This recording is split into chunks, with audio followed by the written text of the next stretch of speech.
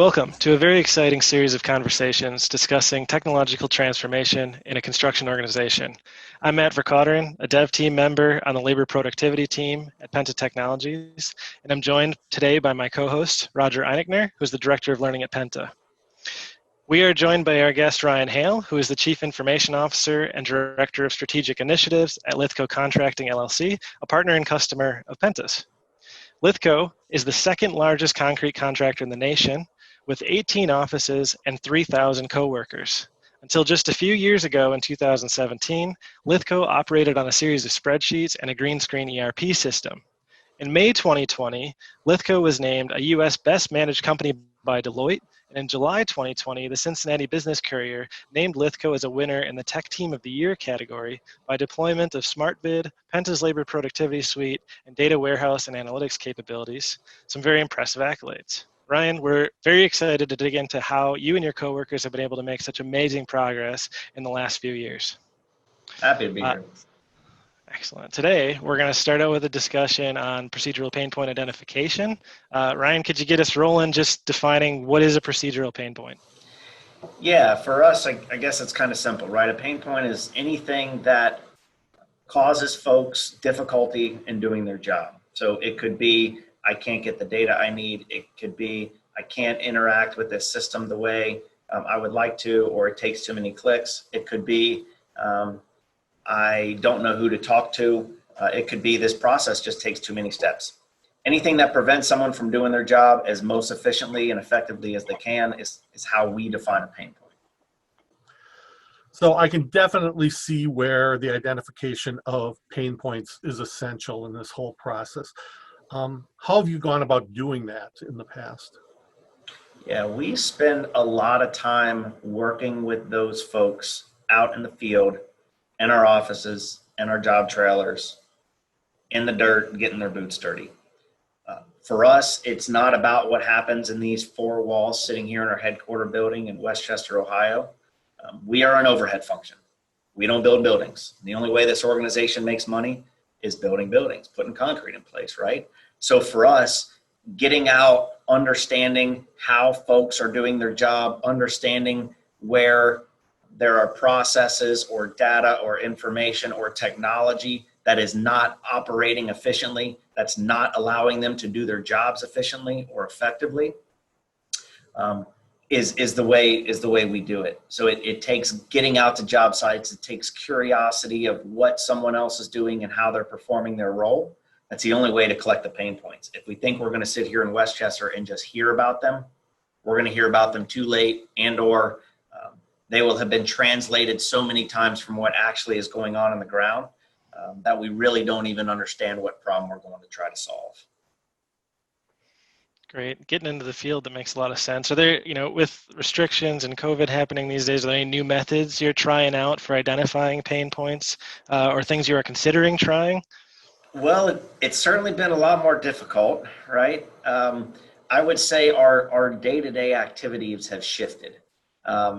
We spend a lot more time on phone calls, a lot more time on Zoom meetings or WebExes or whatever they are. So that's certainly part of it, right? Picking up the phone and touching base, keeping those relationships that we fostered in the past, keeping them going, and just making sure that we're hearing, the assessment of what's actually going on in our job sites. It takes more time, it takes more effort to do it that way. We've also spent more time looking at metrics and performance metrics, probably than we ever have, to try to identify trends or issues from there. But there's no secret sauce here. There's no magic. It's just roll up your sleeves, do a little more work than you used to do because you have to. You can't travel to all these places. When we deploy initiatives, we can't sit side by side, arm in arm with guys, saying, no, don't click there, click there. That's all gone now, and at least for the time being. And it's certainly been more difficult, but we've been up to the task, and I'm proud of how we've responded so far in the past 3 or 4 months. Yeah, I do think that getting as close to the source as possible is really important. And my experience in the 40 years I've been doing this stuff has been, for example, I worked with a large service contractor, and I actually went to their technician summit, which had technicians from all over the US. And I made the mistake of wearing a Penta shirt. So first break, it was like, whoa, Taylor Swift just walked into the room, and they're all, everyone was coming at me. So I got to get all kinds of really good feedback right from the technicians. So yeah, that's definitely, I think, the approach to take. So what are some of the more common pain points that you guys have seen? Yeah, it's a difficult question. If I had to generalize it a little bit, I would say pain points typically occur where there are handoffs in a process. So as data or information transitions from the guys in the field to the guys in a trailer to the folks in an office, every one of those handoffs is an opportunity for breakdown. It's an opportunity for communication not going the way it should. It's an opportunity for data to not be passed the way it should. It's an opportunity where someone has to copy this data from here and put it there, or transition from this system to this system, or hand enter it. That's typically where we see a lot of the pain points.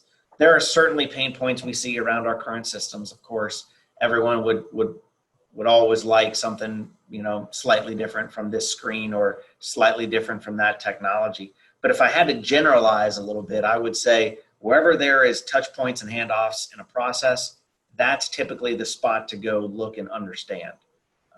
Outside of that, we see a lot of our pain points crop up where we aren't interacting with technology, where we still have manual processes, where we still have spreadsheets that we built over the years. And if we've had spreadsheets that have been built to feed other spreadsheets that are built to feed other spreadsheets, obviously that just compounds the situation.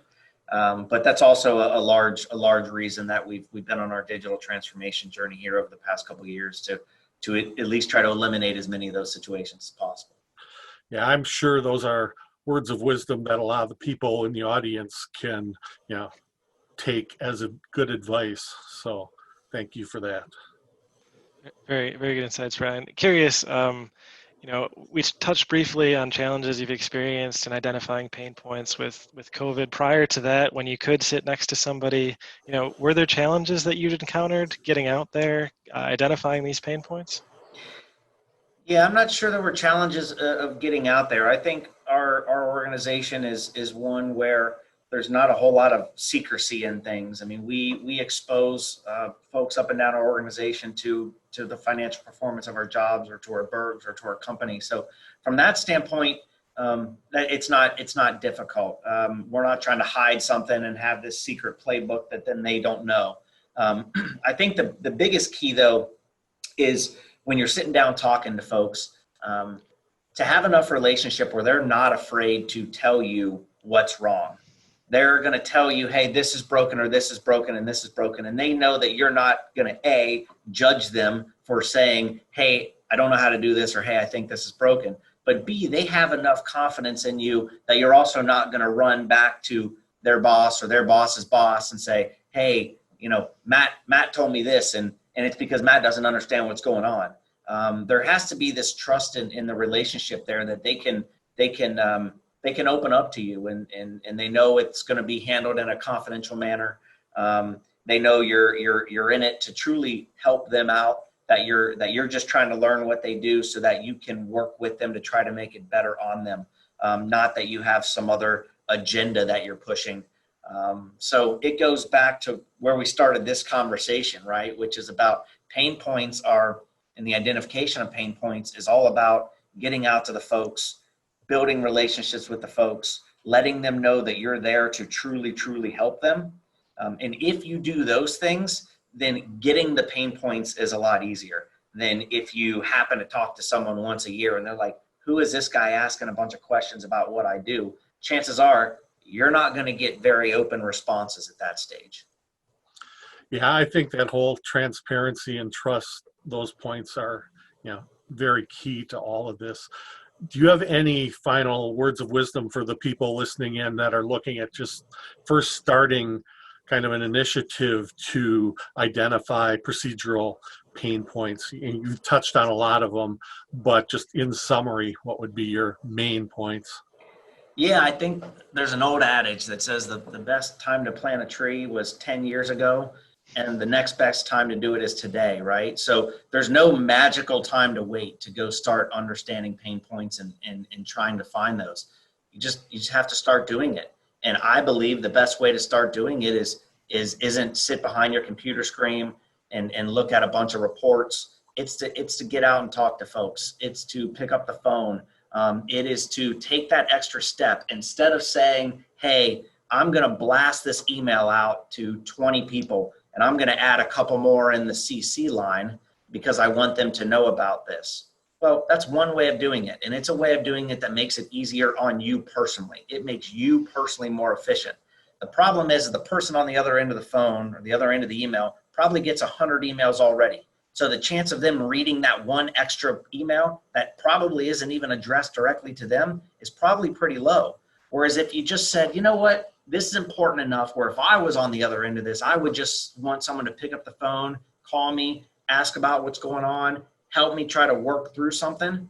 That feels a lot better. So invest in the person on the other end of the phone. Don't just treat them as, oh, they're just another inbox that I need to tell them about something. It takes more work for you personally. You'll also get more for it, though, if you invest in those relationships. Thanks for that. Building relationships and trust. Thanks, Ryan. Excellent insights.